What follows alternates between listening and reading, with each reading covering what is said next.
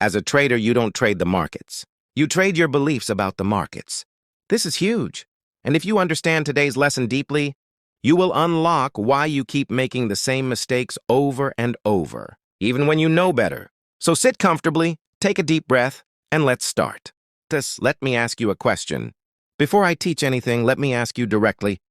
Have you ever told yourself, I won't overtrade again? And you still did? Have you ever said, I'll follow my stop loss today, and then you moved it? Have you ever promised, I'll take only A-plus setups, and then you jumped into a random candle? Why does this happen? It's not because you're weak. It's not because you're not disciplined. It's not because you're not smart. It's because of your belief system. Your beliefs automatically create your decisions. And today, we will break that down. 2. What is a belief in trading? A belief is something you accept as true, something that feels real, something that influences your choices without you noticing. For example, if you believe the market must come back, you will hold losing trades. If you believe you need one big win to recover, you will over-leverage. If you believe you can predict candles, you will force entries. Notice something? The issue isn't the market. It's the belief behind your actions. 3. Why beliefs are stronger than logic. Let me teach you something important. Your logical mind says, use stop loss. But your emotional belief says, price will retrace, hold it. Your logical mind says, take profit at your target. But your belief says, what if it goes higher? Let it run. Your logical mind says, don't revenge trade. But your belief says, I can win back what I lost, just one more entry. So you see the problem? Your mindset beliefs overpower your trading knowledge. This is why Mark Douglas says, the market doesn't hurt you. Your beliefs hurt you. 4. Every action you take in trading comes from a belief. Let's break down specific examples. Moving stop loss. You don't move your SL because of the market. You move it because you believe losing is dangerous. Over-leveraging. You don't risk too much because you're greedy. You believe small accounts need big risk, which is false. Holding losers and cutting winners. This is a belief problem called pain avoidance and fear of regret. Trading without confirmation. You believe you see something others don't. That belief makes you impulsive. 5. The 4 dangerous trading beliefs you must destroy. Let's go deeper. I want you to listen slowly and observe if any of these sound like you. Belief 1. The market will always come back. This belief destroys accounts. Some trades come back, yes, but not because you are right. It's just luck. And luck always runs out. Belief 2. If I lose, something bad will happen. This belief makes you hold losers. Close winners too early. Avoid taking trades. Losses are normal business expenses. Belief 3. I can predict the market.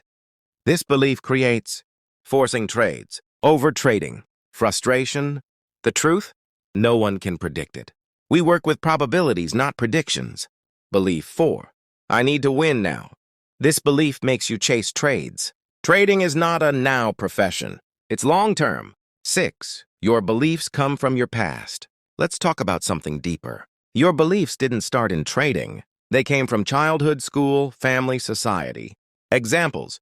If you were punished for being wrong, you fear losses. If you grew up around pressure, you rush trades. If you avoided problems, you avoid cutting losses.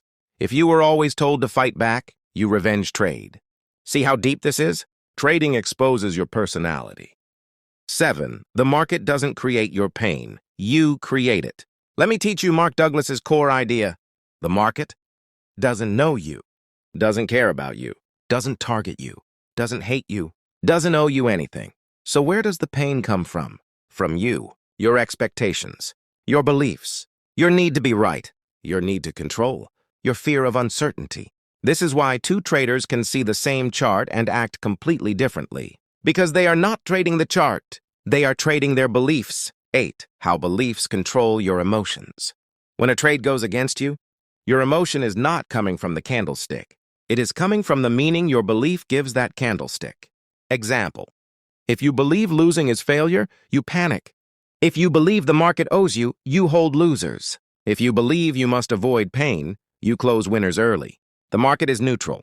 Your interpretation is not. 9. Let's interact. Teacher moment. I want you to pause and think. What is one belief you know is destroying your trading? Is it fear of missing out? Fear of losing? Fear of being wrong? Pressure to recover losses? Pressure to prove yourself? Belief that you can outsmart the market?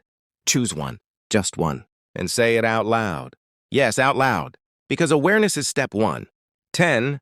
How to start changing your trading beliefs. Here is the part most traders don't know. You cannot delete a belief. You can only replace it with a stronger one. Here's how. Step 1, identify the belief. Example, I don't want to lose.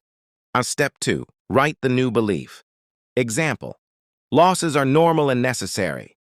Step 3, repeat it before trading. Your mind learns through repetition. Step 4, act according to the new belief. The action reinforces the belief.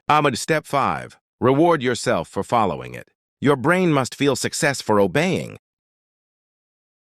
11. New beliefs you should adopt as a trader. Here are the beliefs Mark Douglas wants every trader to develop. Profit is a result of consistent actions, not predictions.